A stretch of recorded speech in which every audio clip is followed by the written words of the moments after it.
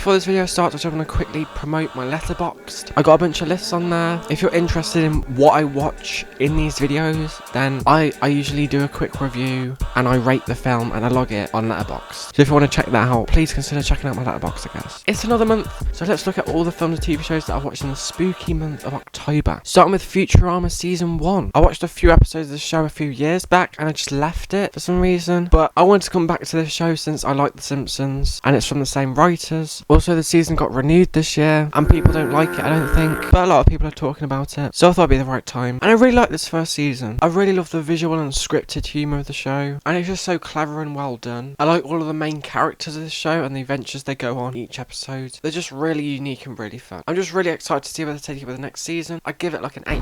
And then I finished watching Ahsoka. I don't have much to say about this show. It's just not really my thing. Like I said before, I don't want to watch Rebels. I just don't think that would be my thing. And I feel like this show just treats the audience like they've already watched Rebels. I thought the robot voiced by David Tennant was fun. And then like I said before, it's a pretty well choreographed. And they look visually pretty great. But everything else just sounds to be a bore. I give it like a 6. And then I rewatched season 1 of Loki. I thought I should rewatch this for season 2 because I remember liking it and I still really like it. I really like how some of the scenes are just people sitting down and talking, which hardly happens ever in the MCU. The writing is just so great and you just feel for all these characters like Mobius and Sylvie. The story just leaves on a great cliffhanger and I'm just so interested to see where season 2 would take it. I give this like a 9. And then I watched No One Will Save You. I heard pretty good things about this film, so I gave it a watch and I think it was pretty good. I like how this film has very little dialogue to build up tension in a scene or add more emotion, but it also meant that I didn't really care about this main character one bit and I couldn't sympathise with this woman for half of the film. When we start getting more of a backstory, then I started to feel a bit more sorry for her, but by then it's too late into the story. The alien stuff, which is obviously the main part of the story, is really unique and creepy by the way they move around and how they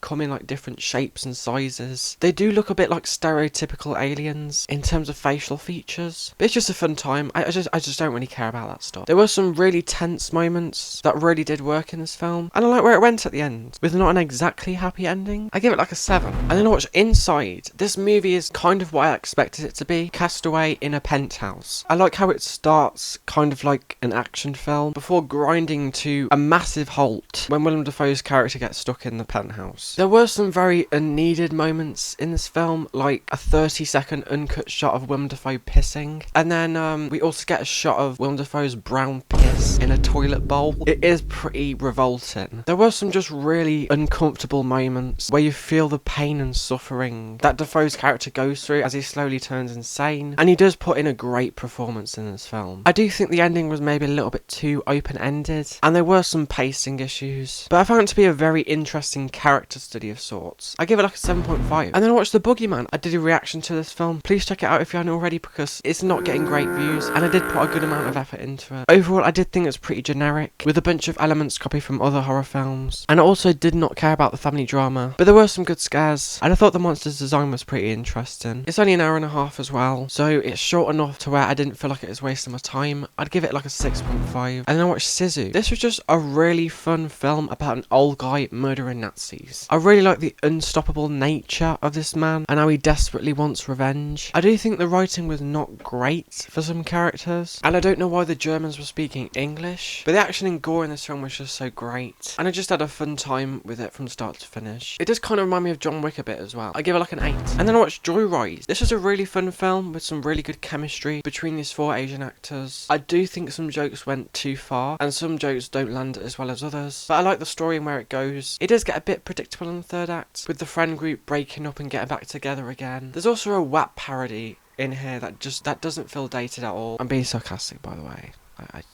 It's very cringe. I give it like a 7. And then I watched An American Werewolf in London. I wanted to start edging more into the horror films now as it got close to Halloween, and this was on Prime, so I gave it a watch. And it's probably one of the best horror comedies that I've seen. I didn't expect this film to be that funny, but it was pretty funny. I like how this film feels really low budget at points, with a lot of handheld shots that feel very amateurish, but when this film introduces the supernatural aspect, it starts edging into this more professional look to it. Obviously the thing that everyone praises in this film is the practical practical effects, which really do look phenomenal. I like how the werewolf is basically unseen for most of the film as well, probably due to the practical effects not looking good enough to like display in full, but it adds a lot of charm and tension to the film. The third act was just absolute carnage, and it was just so fun to watch. I did feel like the film ended very abruptly, similar to how The Fly did, but I feel like it just added to the comedic nature of the film to just end on such like a dark note. I really just love this film. I give it a 9. And then I watched A Quiet Place. This is another horror film that was on Prime, and I was really interested in watching. I think the tension built up in this film is just so well done, and John Krasinski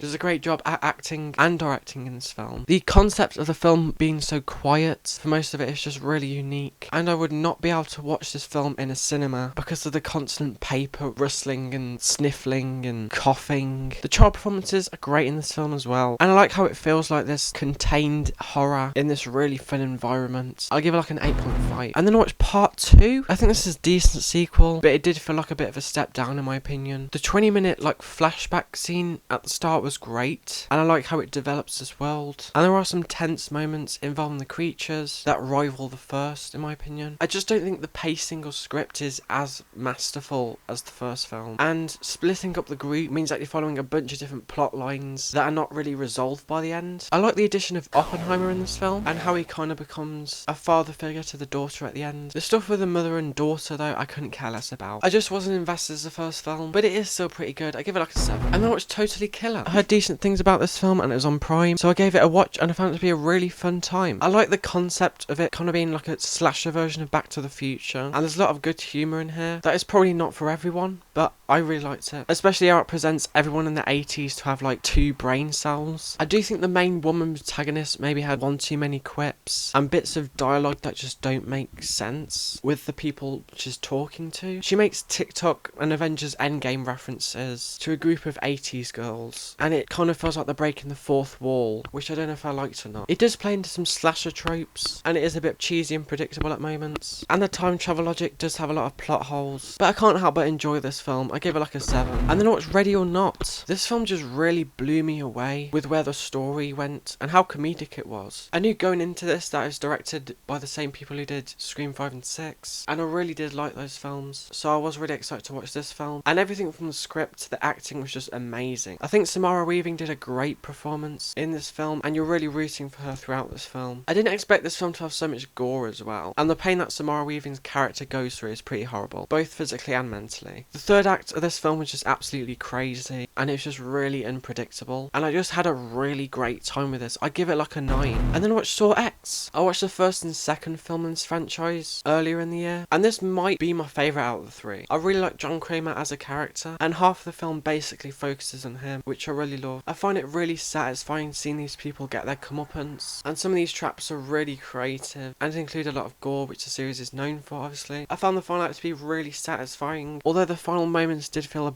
bit cheesy and nonsensical, but there's less of that editing that I hated in the other 2 films that I watched, which I like, because I did not like that style of editing. It was nauseating, okay? I give this an 8. And then I watched The Toxic Avenger. I heard Dead Meat was making a kill count on this film, so it was on Prime. I gave it a watch, and it's probably the stupidest and goofiest film I've ever watched, but I really love it for that. You can just tell this film was made in the 80s, from the soundtrack to the really weird editing in moments, to the extreme and over-the-top acting from literally everybody. There's some extremely over-the-top evil people in this film as well, with some of them literally making a game of running over children and killing them, which is just absolutely psychotic. The superhero aspect of this film is just so fun as well, with this guy getting his revenge on all these horrible people. The third act is again outlandishly goofy, but I had so much fun with it. I give it like an 8. And then I watched The Blackening. This is a pretty fun horror comedy, like a lot of other horror comedies that I've watched this month. I think it plays on horror movie tropes really well, and it parodies it enough to where it's bordering the line of absurdity, but not crossing it like something like Scary Movie. There were some genuinely creative and funny moments in this film that work because of the great back and forth that these actors have. I do think the film takes a while to get going, but when it does, I had a really good time. I don't really have anything else to say about about this film. I give it like a 7. And then I watched The Visit. I watched most of Shyamalan's more positively received films earlier this year, but I didn't manage to get round to this one because it wasn't on Disney Plus. So I thought it's the spooky season, it's the right time, so I rented it. I gave it a watch. And this film can be extremely disturbing and unsettling in moments. There's some moments in this film that actually stuck in my head, but it also can be extremely goofy and awkward at points. I just don't think Shyamalan's that good when it comes to comedy, and it especially shows in this film. But something Shyamalan is good at is twists, and this movie's twist came sooner than I expected, and it completely shocked me with where it went with the third act. Unfortunately though, there is a child who freestyle raps not one, not 2, but 3 times in this film, so I'm gonna have to deduct some points. I give it a 7. And then I watched Friday the 13th. In 2021, I watched some of the Halloween films. In 2022, I watched some of the Nightmare on Elm Street films, so I thought it's right that this year I should watch the Friday the 13th films. And this first film was pretty boring,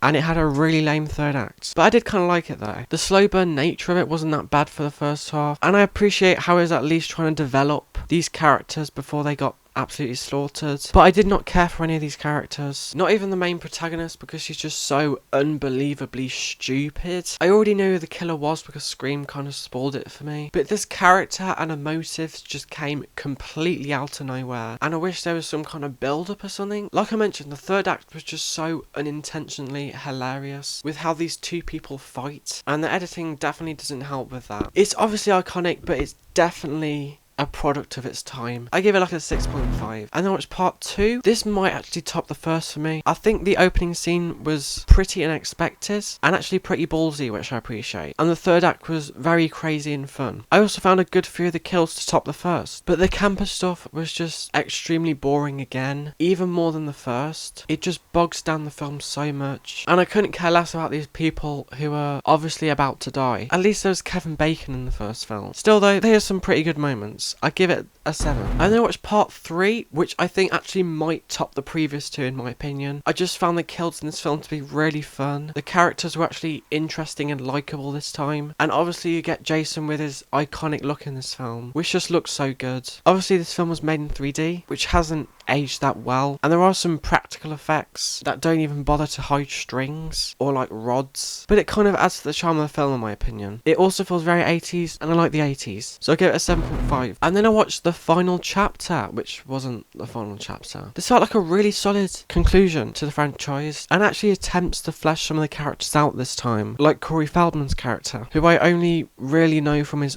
awful music career, but I know he's in The Goonies and Stand By Me and stuff like that. He does a great performance in this film. This film also has surprisingly good cinematography for a Friday the 13th film. Just a lot of shots in this film look really good. The kills from Jason aren't as memorable as the previous films, but it just makes up for it in terms of the story and the characters and just the look of the film. I give it an 8. And then I watched part 6, Jason Lives. I decided to skip part 5 because I heard it wasn't that good, and it doesn't connect to this film enough for it to be worth a watch, I don't think. But this film was just such a fun time. It really leans into the comedy aspect of the franchise in a really good way, and it leaves some genuinely funny moments. The kills are just so memorable and fun, and there's a scene where an RV flips over like something from an action movie, and Jason gets out of the burning RV and stands on top of the RV for like a proper action shot that just looks amazing. It just visually looks so cool. I like how Jason's resurrection is handled. It's just a silly fun time. I don't know, it's an 8. And then I watched The Evil Dead. I watched the 2013 installment and Evil Dead Rise last month, and I was really eager to check out these films because I really like Sam Raimi and I really like Bruce Campbell, and this was just a really expertly made film, and it's so mad how Raimi managed to create some of these practical effects considering the budget they had, which I don't think was a lot. The lore building with the Necronomicon was great, and there were some moments in this film which actually disturbed and scared me, which I didn't expect from a film as old as this. The cinematography is just so great as well. There's just so many shots that just build an atmosphere, and they build that atmosphere really well. It's just so iconic as well, with the sweeping shots through the woods that have showed up in every subsequent film. I just love it. I give it a 9. And then I watched Evil Dead 2. This one was a very sudden genre change from the last, and Ash's character just feels different in general, but I feel like it fits as his character progressively becomes crazier over the course of the film. This film was just much more fast paced and much more of of a fun time. This film is iconic as well, as Ash gets the chainsaw arm. I don't think it's as masterful as the first film, but it feels like Raimi has loosened up a bit more with this film, which I like. I'd give it another 9. And then watch Army of Darkness. This is the final film in the original trilogy, and I also like this on the same level as the previous two, but for a completely different reason again. This film gets extremely goofy at points, but intentionally goofy, which Sam Raimi loves to do in a lot of his films, and it just really works in this world with these characters. The dialogue is just so fun, and you've got a final battle that kind of reminded me of Lord of the Rings a bit. The ending wraps up everything really well, and I do really want to see how Ash vs the Evil Dead continues things, as I've heard really good things about that show, and I do really want to check that out in the future. But I give this film another 9. And then the final thing that I watched this month was The Last Voyage of the Demeter. This is my main Halloween watch of the day, and I didn't really find it to be all that scary, to be honest. I do like the character design of the Dracula, and it is pretty creepy how it moves around, but I just wanted to see more of him, as he's always like in the shadows and in dark places. Also, the movie starts with basically spoiling the ending, telling us that everyone died on the ship that we're about to see, meaning that throughout the course of the film, I didn't want to get too attached to any of these characters because I just knew they were all going to die. There's also some really nitpicky things that bug me as well, like when 2 characters get set on fire in this film and somehow the rest of the ship doesn't catch fire as well. It's just little things like that took me out of the film. But when people were getting killed by Dracula, it was pretty fun, and I like how they're spinning up the lore of Dracula and adding something new to it. I give it a 7. So those are all the films and TV shows that I watched in the month of October. I'm currently rewatching Invincible Season 1 to prepare for Season 2. Obviously I had to rewatch this. It's probably one of my top 5 seasons of television of all time, okay? You just got amazing voice acting, amazing story, and the animation was actually better than I remembered. I'm also watching Futurama Season 2, obviously. I took a bit of a break in the middle of the season to rewatch Invincible Season 1, but I'm still liking the clever writing of the show. The concepts are great, and I do really want to get back to it. I'm also watching Gen V. I've only got 1 episode left, the finale, but I still really like this show, and I'm excited to see how they connect it to Season 4 of The Boys. And then finally, I'm also watching Loki Season 2. This is still the best MCU show, and it's possibly in the top 5 MCU things for me. I love the addition of Kei Kwan's character. The cinematography is probably some of the best in the MCU as well, and there's just some beautiful shots in this season. So yeah, that's it. If you like this video, if you like, if you didn't, if you dislike, and I'll see you later.